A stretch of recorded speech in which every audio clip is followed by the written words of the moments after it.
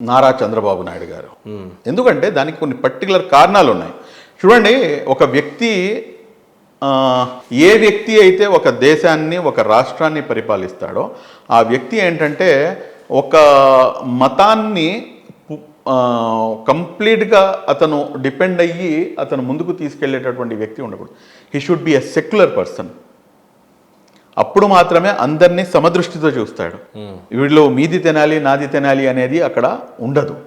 నారా చంద్రబాబు నాయుడు గారి యొక్క గొప్పతనం ఏమిటంటే, నాకు తెలిసినంత వరకు as per the best of my knowledge, ఆయనకి ఒక ఇన్బిల్ట్ చిప్ ఉంది. నేను అనేక సందర్భాల్లో చెప్పాను. ఆయనకి దేవుడు పుట్టించేటప్పుడే ఒక ఇన్బిల్ట్ మెమొరీ ఎలాగైతే ఉంటుందో అలాగా ఆయనకి ఒక ఇన్బిల్ట్ చిప్ ఇచ్చాడు. ఆ చిప్ పేరే సెక్యులర్.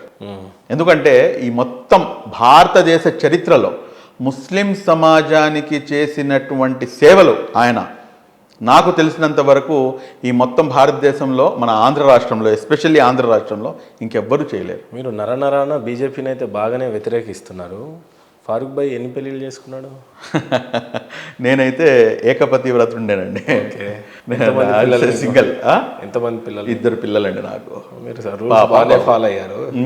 రూల్స్ బాగా ఫాలో అయ్యారు. చాలా మందికి తలాక్ అంటే చెప్తే ఏదో ఈ తలాక్ మీద తెచ్చినటువంటి బిల్లులో బీజేపీని ఏ మేరకు కూడా మీరు గొప్పగా రిసీవ్ చేసుకోవడం కానీ అప్రిషియేట్ చేయటం కానీ చూడలే.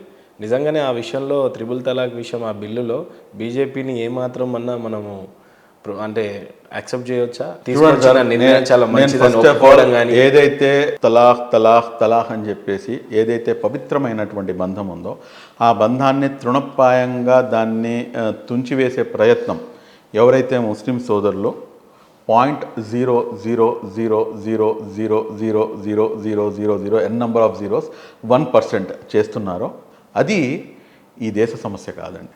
దాన్ని ఏదో ఒక దేశ సమస్యగా దాన్ని చిత్రీకరించే ప్రయత్నం ఏదైతే చేశారో కాబట్టి వాళ్ళు విఫలమయ్యారు. అంతకు మించి నేను ప్రత్యేకంగా చెప్పాల్సినటువంటి అవసరం లేదు. అలా చేయటం తప్పు, అందులో ఎటువంటి అనుమానం లేదు. కానీ మీరు తీసుకొచ్చిన చట్టం ఏంటంటే, ఇప్పుడు మీరు చట్టం దేనికి తీసుకొచ్చారు? ఇద్దరిని కలపాలని చెప్పేసి, లేకపోతే ఈ విధంగా చేయకూడదు అని చెప్పేసి. కానీ మీ ఇంటెన్షన్స్ అక్కడ చూస్తే కనుక ఒక వ్యక్తి కనుక 3 సార్లు తలాక్ అని చెప్పేస్తే కనుక ఇన్స్టెంట్ 3 తలాక్ బిల్ అంటాడు దాన్ని. ఇన్స్టెంట్ 3 తలాక్ ఒకే సిట్టింగ్లో 3 సార్లు చెప్పడం. అలా చెప్పిన వ్యక్తికి తీసుకెళ్ళి మీరు 3 సంవత్సరాలు జైలు శిక్ష విధిస్తున్నారు. ఇందులో మీరు ఎవరికి న్యాయం చేస్తున్నట్టు? కుటుంబ వ్యవస్థ ఏమవుతుంది? ఇప్పుడు మొగుడు పెళ్ళం, ఒక XYZ మొగుడు పెళ్ళం, ఒక ABC. మీరు తర్వాత శిక్ష పడుతుంది అంటున్నారు కానీ వినండి సార్, శిక్ష పడుతుంది అనే భయంతో వాడు 3 తలాక్ అన్నాడు అనే విషయాన్ని మాత్రం. అవునండి, కరెక్టే. కానీ అది పర్సంటేజ్ ఎంత? ఆ పర్సంటేజ్ ఎంత? అసలు మైన్యూట్ పర్సంటేజ్. అసలు ఖురాన్ ప్రకారంగా ఒక ముస్లిం సోదరుడు ఎన్ని పెళ్లి చేసుకోవచ్చు? చూడండి, ఖురాన్ ప్రకారంగా మీరు అడుగుతున్నటువంటి నన్ను మీరు కాంట్రవర్సీలు లాగుదామని చెప్పి ప్రయత్నం చేస్తున్నారు. కానీ ఖురాన్ చాలా స్పష్టంగా తెలియపరిచేది ఏంటంటే 4 పెళ్ళిళ్ళు చేసుకోవటానికైతే ఖురాన్ పర్మిషన్ అయితే ఇచ్చింది. కానీ అదే మనకు ఏంటంటే అదే మనం ఎవరు కూడాను నోట్ చేయము. కింద మీకు 50% డిస్కౌంట్ అని చెప్పేసి పేపర్ యాడ్ వచ్చింది. కానీ కింద ఒక చిన్న స్టార్ మార్క్ పెట్టి నోట్ అని పెడతారు. ఆ నోట్లో మీకు మొత్తం మ్యాటర్ మొత్తం ఉంటుంది. సేమ్ అలాగే 4 పెళ్లిళ్ళ వరకు అయితే అవకాశం అయితే ఉంది. కానీ ఎప్పుడు అది మీ దగ్గర స్థోమత, నలుగురిని కూడాను ఈక్వల్గా చూసే స్థోమత మీ దగ్గర ఉంటే కనుక మీరు ఒక పెళ్లి కాకుండా 2వ పెళ్లి కూడా చేసుకోవాలి. కానీ సాధ్యం అవుతుంది అసలు? నలుగురిని ఎంత బాగా చూసుకోవాలనుకున్నా అయిపోయింది కదన్నా. క్వశ్చన్కి ఆన్సర్ నువ్వే ఇచ్చేసావు. How it is possible? మీరు చాలా ఈక్వల్గా డివైడ్ చేయాలి. మీ యొక్క అంటే ఒక కన్ను పెద్ద భార్య అయితే 2వ కన్ను చిన్న భార్య అవ్వాలి. అలా అయ్యే అవకాశం ఉందా అసలు? అలా అయిద్దా అసలు? అవకాశమే లేదు. మీరు అక్కడ ఏదైతే న్యాయం చేస్తున్నారో ఇక్కడ కూడా అదే న్యాయం చేయాలి. ఆర్థికంగా, శారీరకంగా, సామాజికంగా. నేను మొత్తం ఇంకా బాగా నేను ఓపెన్ చేసి చెప్పలేను. అన్ని విధాలుగా కూడాను చేయాలి. మరి అలాంటప్పుడు ఇది ఎంతవరకు అవకాశం ఉంది?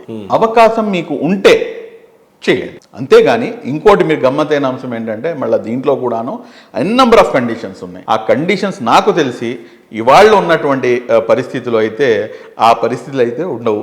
నేనైతే I'm blessed with one wife, I'm very much happy with one wife. ఎందుకంటే 100 మంది పెళ్లి చేసుకున్నా కానీ వాళ్ళతో నాకు ఎంతైతే లవ్ అండ్ అఫెక్షన్ దొరుకుతుందో నా ఒక్క భార్యతో నాకు అంత దొరుకుతుంది అల్హమ్దులిల్లా.